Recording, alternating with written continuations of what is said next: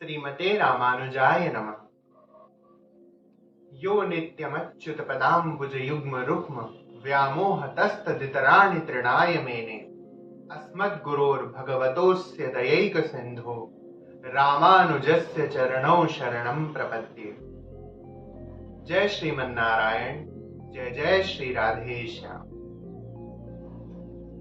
कल की कथा में हम लोगों ने हिरण्याक्ष और हिरण्यकश्यप का जन्म, हिरण्याक्ष की तपस्या और भगवान श्वेत वराह के द्वारा हिरण्याक्ष के वध का प्रसंग सुना। इस कथा में एक अत्यंत महत्वपूर्ण चीज है। भगवान ने हिरण्याक्ष का वध श्वेत वराह का रूप धारण करके ही क्यों किया? जीव तो कई हैं इस ब्रह्मांड में।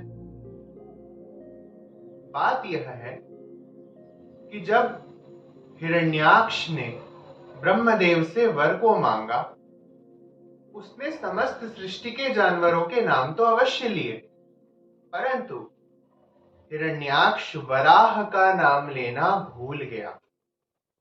इसके पीछे कारण, हिरण्याक्ष के मन में यह बात थी कि वराह जैसा एक छोटा सा जीव, निशक्त सा जीव, मेरे जैसे विशालकाय और परम बलवान शत्रु का क्या बिगाड़ देगा।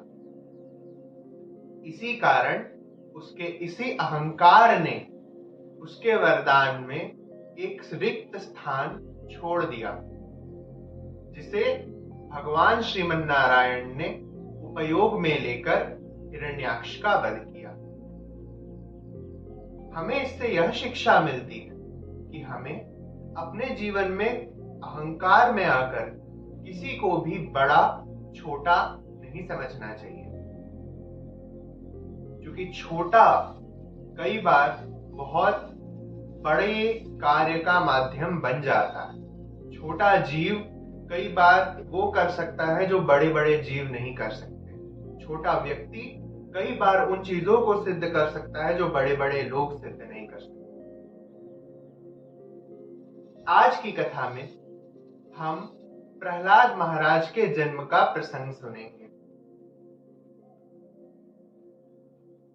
हिरण्यकश्यप को जब अपने भ्राता हिरण्याक्ष के वध की बात पता चली, उसके हृदय में अत्यंत पीड़ा हुई।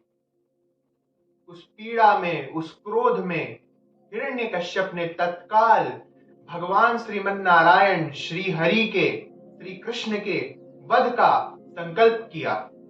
उसने प्रण लिया कि वो भगवान के रक्त से अपने भ्राता हिरण्याक्ष का तर्पण करेगा। तत्काल उसकी इस संकल्प को सुनकर उसके गुरुदेव असुर गुरु शुक्राचार्य वहां पहुंचे।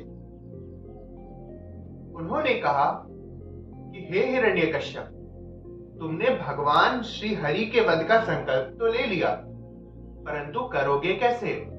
क्या तुम्हारे पास वो शक्ति है? क्या तुम अजेय हो, अमर हो?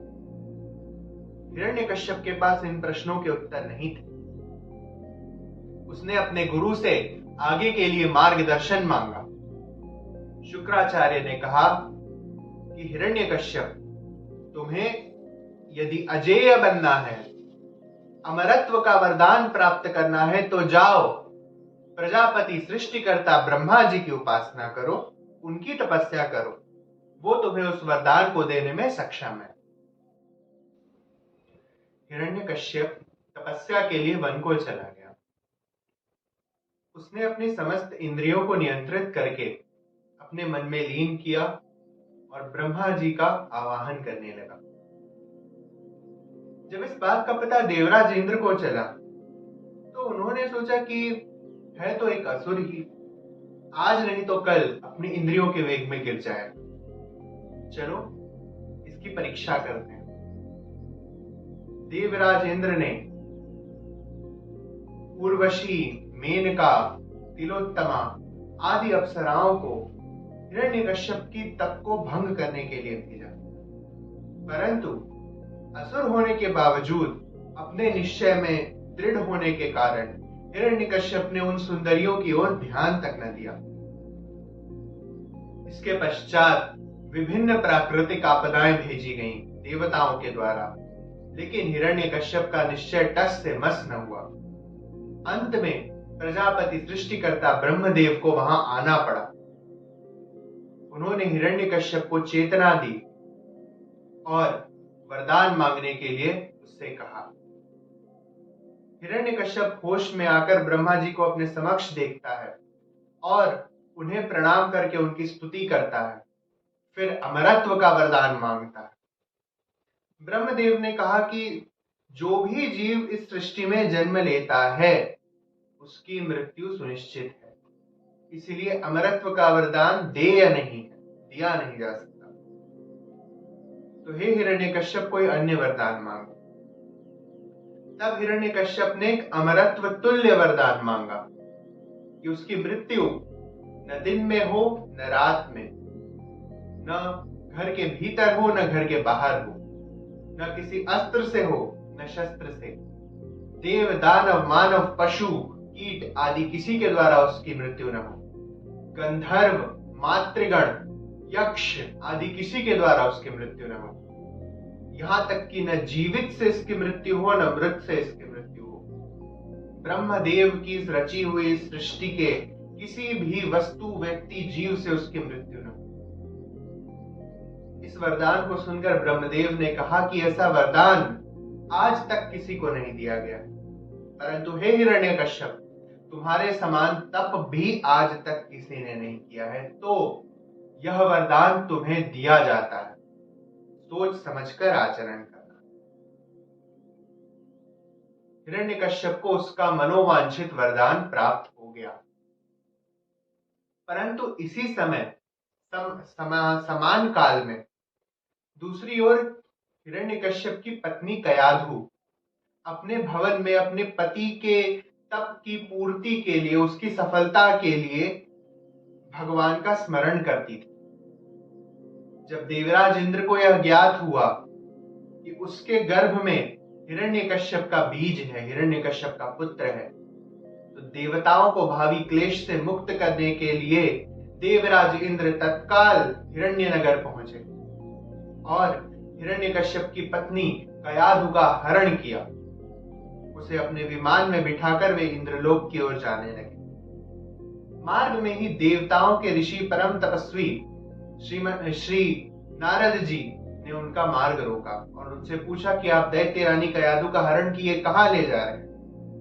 इंद्र ने कहा कि इनके गर्भ में हिरण्यकश्यप का बीज है, जिसका मैं वध करूंगा और देवों को भावी क्लेश से मुक्त करूंगा। परंतु देवर्षि नारद ने कहा कि हे इंद्र, इसके गर्भ में असुर नहीं, भगवान का एक परम प्रतापी तेजस्वी भक्त है। इंद्र को तत्काल चेतना आई कि उससे कितना बड़ा पाप हुआ है। उसने देवताओं के ऋषि परम पूज्य नारद जी से कहा कि हे नारद जी, आप मेरा मार्गदर्शन करें कि मैं क्या करूं। सही समय पर सद्गुरु की प्राप्ति हो जाना और सद्गुरु की बात को मानने की प्रवृत्ति उत्पन्न हो जाना भी भगवान की कृपा है। भले ही आपसे पाप बना हो, आपसे कोई गलत आचरण बना हो, लेकिन अगर आपके ऊपर सद्गुरुदेव की कृपा है, आपके आचार्य की कृपा है, तो आप निश्चित सन्मार्ग पर आ जाओगे, आपका कभी बुरा नहीं हो। इंद्र ने ऋषि नारद जी की बात को माना और उन्हें कयाधु देवी को सौंप दिया। कयाधु को लेकर देवर्षि नारद अपने आश्रम पर आए और उनकी सुरक्षा और उनका ध्यान रखने लगे। देवताओं के ऋषि नारद जी ने तत्क्षण से कयाधु को भगवान की दिव्य लीलाओं का, भगवान की भक्ति का, भगवान के तत्व का, श्रीमन नारायण भगवान के तत्व का बोध देना शुरू किया, उसे भक्ति का ज्ञान प्रदान करना शुरू किया। देवताओं के इस कुचक्र के कारण एक बहुत बड़ी घटना घटने वाली थी। देवी कयाधु के गर्भ में जो बालक था, उसने नारद ऋषि के द्वारा कहे गए प्रत्येक शब्द को आत्मसात कर लिया था। नारद जी को जब इस बात का पता चला, उन्होंने तत्काल उस बालक को वासुदेव मंत्र की दीक्षा प्रदान की। मां के गर्भ में ही उसने वासुदेव मंत्र की उस पवित्र दीक्षा को स्वीकार किया और भगवान श्रीमन नारायण को, श्री हरि को अपने के रूप में वर लिया कि आज से ये मेरे अपने हैं। जन्म के बाद इस बालक के रुदन में, इस बालक के स्वरों में अत्यंत सुकोमलता थी, दिव्यता थी। हिरण्यकश्यप को जब अपनी पत्नी के हरण और अपने पुत्र के उत्पत्ति के बारे में पता चला, तत्काल वे देवर्षि नारद के आश्रम पर पहुंचे। उस बालक को अपनी गोद में लेकर अपने हृदय से लगाया, पिता बनने के आनंद को प्राप्त किया। कयाधु से कहने पर उन्हें ज्ञात हुआ कि कयाधु का हरण देवराज इंद्र ने करा था। कयाधु ने कहा कि इन बातों को छोड़े स्वामी, हमें अभी इस पुत्र रत्न की प्राप्ति हुई है, इसका एक सुंदर सा नाम रखा जाए। हिरण्यकश्यप ने कहा, शुक्राचार्य से पूछकर इस पर विचार अवश्य करेंगे देवी।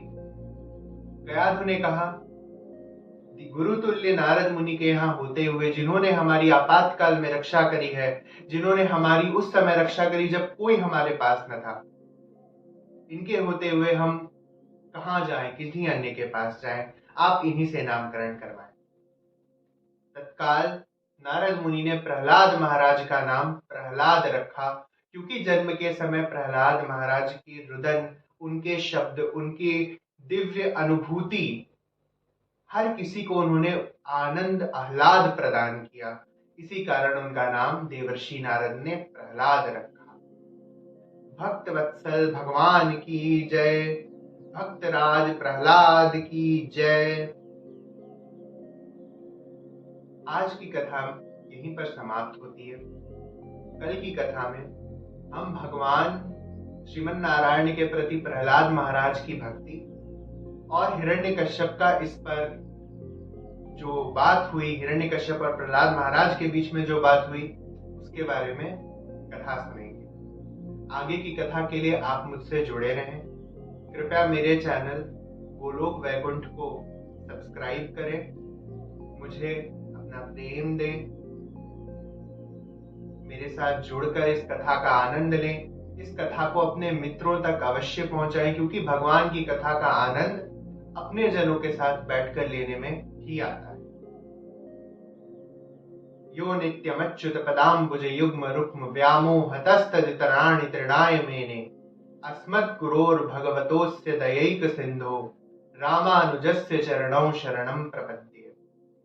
जय श्रीमन्नारायण, जय जय श्री राधेश।